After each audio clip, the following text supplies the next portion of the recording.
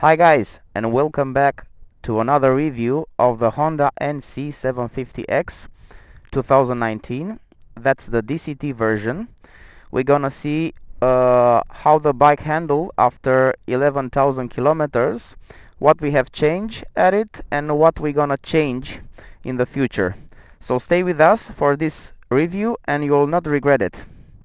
The first thing I have changed to this bike was the windshield.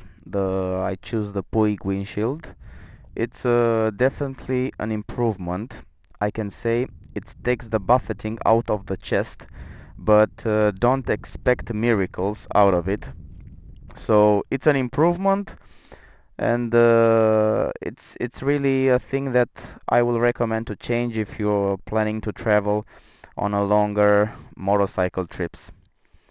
If you are taller than 180 meters, then you can use a deflector, a wind deflector, because this windshield will not give you any improvement. So if you are over 180, 185, 190 and so on, this windshield you don't you must not have expectations out of it. So if you are 180 it's okay, but over 180 I think it's useless. The next thing I want to discuss about it's the seat. I made maximum 800 kilometers on this bike in one day, and I can say the seat it's comfortable for the driver, especially on this side. See, it has more softness, but as much as you go here it becomes tougher, so it forces you somehow to stay in this position, and that's not so comfortable for the knees, because you have a different angle and not so comfortable angle, and your movement it's on this side more, so it forces you somehow to stay on this side, which is softer. And I decided that I'm gonna change the seat. So for the driver I will say that the seat is comfortable. When it comes to the pillion, it's quite tough. If you travel with a pillion, this seat needs some modifications. You have to change it. Otherwise, it's not so comfortable for the pillion. Even though it's a little softer on this side, it's higher, but it's not so comfortable. It's very, very tough. I did some research on the internet regarding the seat, and there is a company in France, Sellerie, France, and they have quite a lot of models if you want to change the seat. I will leave a link in the description so you can see and decide for yourself. But the next thing I'm gonna do on this bike is change the seat for more comfort. The seats, they have also memory foam, so I suppose they will be more comfortable for longer trips, even for the pillion. So the seat is my next investment on this bike. Now a short word about the tires. The Dunlop TrailMax D609. After 11,500 kilometers, I will say that the front tire still offers a very good grip. I have no issues, nothing to complain about. You can see the usage here. It was used also especially on this middle part, but you can still make some kilometers with it. It's quite okay. So perfect grip so far, no complaints about it. When it comes to the rear tire, this I can say you can feel the usage of it. It started to slip. The traction control enters faster, also the ABS when you brake it, and you can see here on this side the usage. It's already, let's say, already on this part when the dealer recommends that you change it. You still have here some grip, but yeah, I will say that you can make maximum 1,000 2,000 kilometers, but this is how the tire looks after 11,500 kilometers. I also had a puncture here.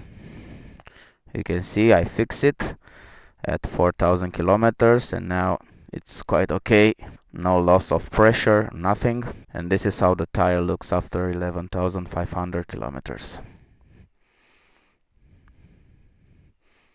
If you want to choose for the tire, you don't have so much diversity from which you can choose because of the wheel size. 160/60. You can choose the Metzler Torrens next, the Take AC70 from Continental, Pirelli Scorpion 2. You can choose if you're traveling more on the asphalt. You can choose the Pilot Road 4, Pilot Road 5 from Michelin. Also the Pirelli MT60 RS and Avon Trail Rider. So these are the few options which you have for this motorcycle. Another thing which I confirm it needs improvement, it's the front light. The road light it's okay, the low beam it's okay, but it doesn't offers you as much light as I would have expected. So I'm often using also the high beam on my travels, especially during the night. And as I told you in my first review, I changed the angle of the light. There is a screw here, the first one from the bottom. Let me show you again. Some of you asked me about it. It's not the first one which you see here.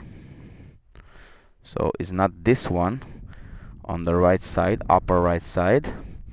It's another one which is placed under it on the right side.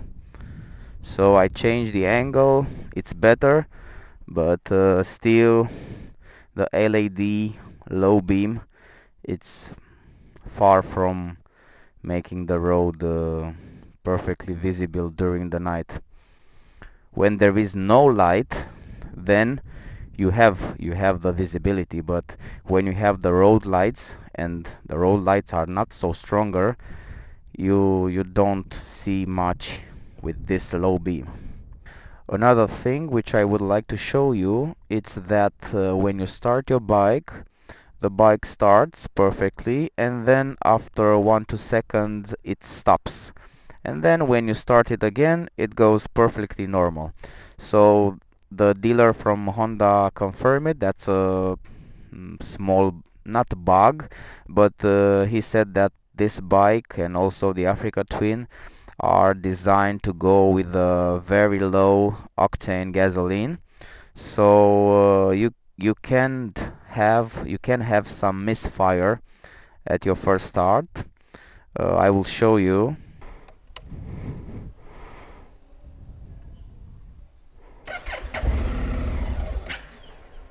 You see?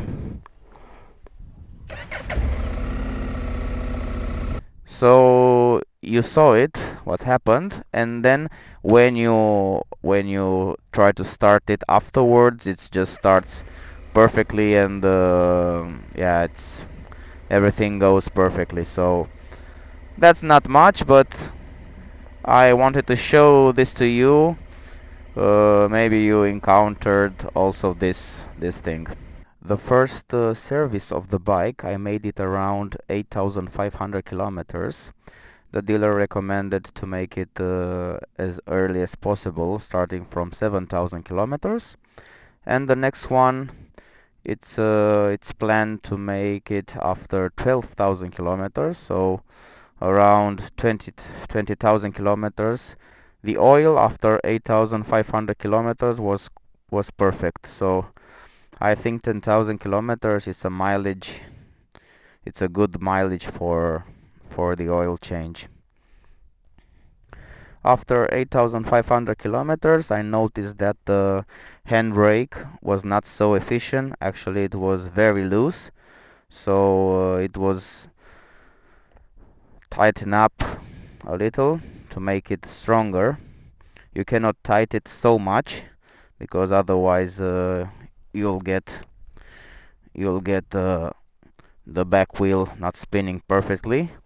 But I recommend that you tighten it as much as you can, because if you have a let's say a ramp and you want to stop the bike, you need that the handbrake to be very efficient. I also encountered this. I was on a hill and I wanted to put it there to stop it, and it was impossible because the handbrake was not so strong enough to stop the bike. I recommend that you tighten it as much as you can and leave this wheel free. Also, the chain was getting loose a little. This is normal. Nothing else after 11,500 kilometers. I would like to speak now about the fuel consumption, and this is one of the strongest tops of this bike. The fuel consumption, it's really amazing. Around 3.2, 3.3 outside the city, and not more than 4.7, 4.8 in the city with the traffic. The lowest I could get was 2.9 with a constant speed of 85 kilometers per hour. And normally you must have between 85 and 105 kilometers per hour in order to reach that fuel consumption of 3.3. What I haven't tested so much was the off-road abilities of this bike.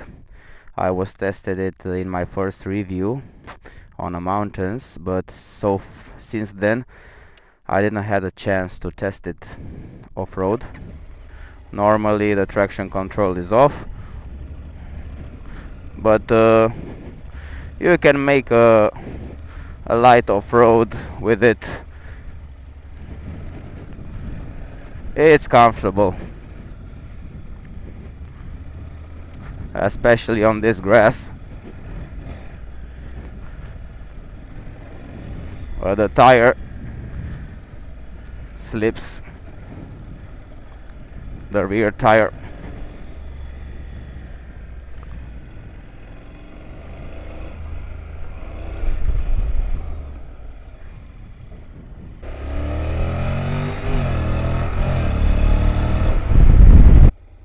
Regarding how fast this bike is, I already tested the 3 driving modes: the drive mode, the sport mode, and the manual mode. And the manual mode was the fastest. Let's test it again, just to make a short refresh about it. So we're gonna test only the manual mode, 0 to 100 kilometers.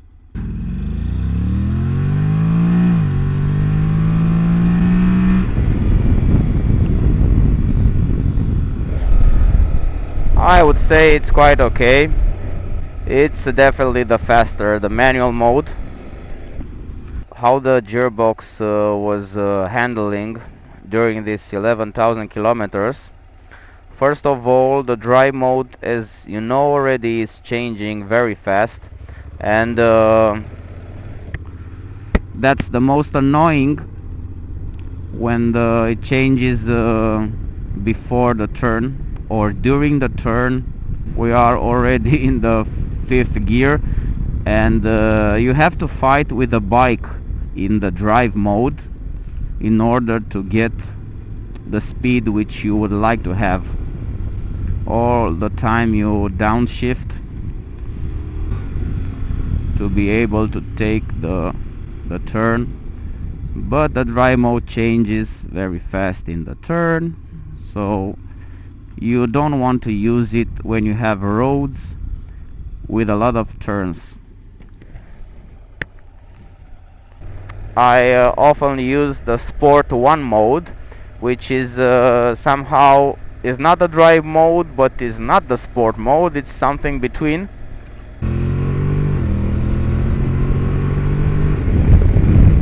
The gear shifting, you can influence by twisting the throttle, as I will show you now.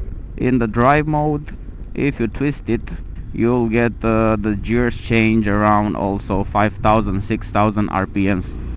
So as I told you, it doesn't matter if you are in the drive mode, you can influence the gears to be changed at 6,000 rpms.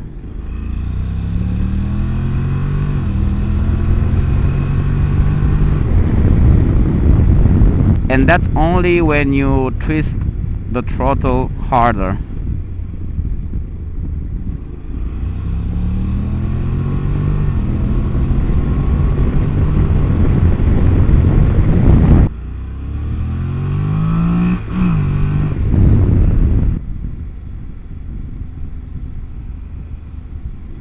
Another thing which I have to tell you, in the manual mode, you don't have to decelerate in order to change the gears.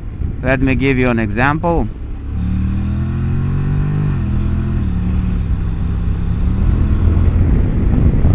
So the manual mode, in my opinion, it's the perfect driving mode for this bike. So the manual mode is perfect when you have twisty roads in the city.